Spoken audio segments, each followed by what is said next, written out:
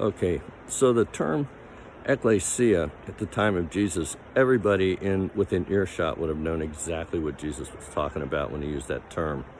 And does not have anything to do with the concept that we currently have of what we think Jesus meant when he said, "I will build my church."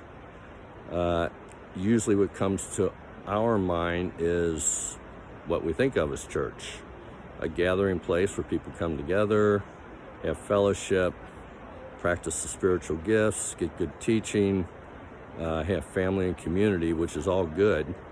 But that's not the thing that Jesus said he would build. The thing he said he would build would be a thing called the Ekklesia. And it includes that concept of church that we know of, but it meant a whole lot more. So in that time, the Ekklesia was a Roman term, a Roman government term. When they went into an area and they conquered it, their plan, their strategy was to turn the area or the city or the land, whatever it was that they conquered, into a place of Rome. They wanted to make the people that they conquered Romans. So the first thing they did was they would subjugate the king or the leader, either whack his head off or blind him or something, but they would humiliate him.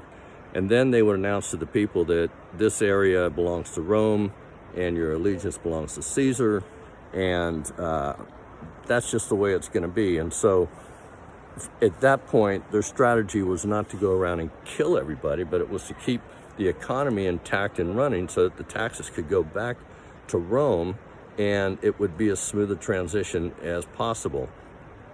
So they sent a group called Ekklesia from Rome to the conquered area. Now the Ekklesia was a group led by an apostle. Now you'll see the similarities here. The apostle was a person who was very, very close and intimate with the Caesar of the time. He was completely trusted, in complete confidence of the Caesar, and he knew everything about his likes, his dislikes, his personal preferences, just everything about him as a person. So he was being sent by that person with this team called Ekklesia.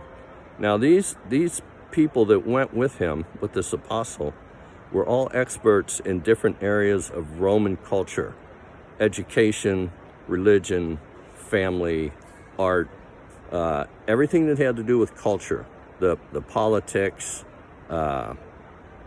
education, just everything that had to do with making Rome a Roman culture.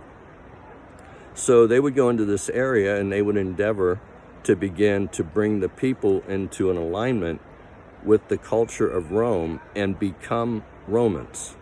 So Jesus uses this term at the gates of hell, which, remember, this alludes to the idea of gates, alludes to the whole idea of government.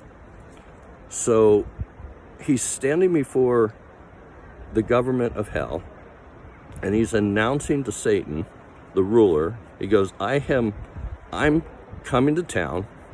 You're going to be disempowered, and then I'm going to take your territory, and with my Ekklesia of heaven, of my Father's kingdom, I'm going to completely displace you. Now, that's what the church enters into, as we call the church, but what the Ekklesia enters into and is empowered to do at Pentecost.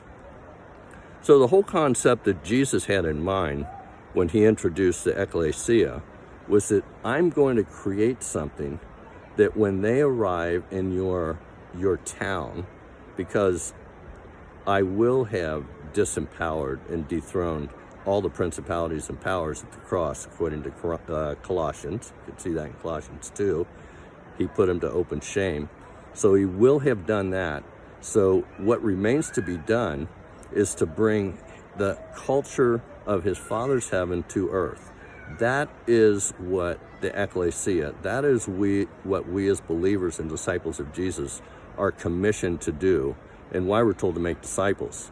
Because when you make a disciple, somebody that follows Jesus, they transform what's around them.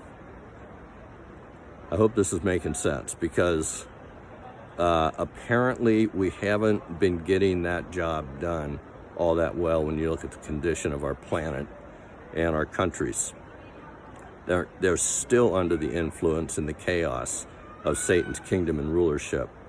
So what is going to happen is that we are going to come into a realization and a revelation of this concept of Ekklesia. Many places in the world are doing it right now. Iran, the churches in Afghanistan, the persecuted churches, the underground churches are displacing the powers of darkness. They're growing at phenomenal rates. China, anywhere where the church is persecuted. So these places where believers and disciples are operating, they're literally changing the culture around them. They're changing the lives of people. It may not look like it on the outside yet, but they are chipping away, and that they're undermining the very foundation of Satan's foundation that he's put into these different cultures around the world. So, Ekklesia, check it out. The Greeks had the Ekklesia concept before the Romans. The Romans borrowed it from them. It was just a group of leaders, of leaders, lawmakers that would come into agreement at the city gates.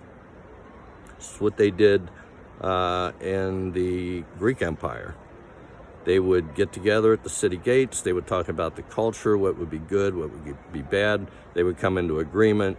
They would set it into some sort of code or law for their city or their region, and they determined the culture of their city. And that's what we're to be doing wherever we live. So, hope that makes sense. I got to check out because we got more folks coming.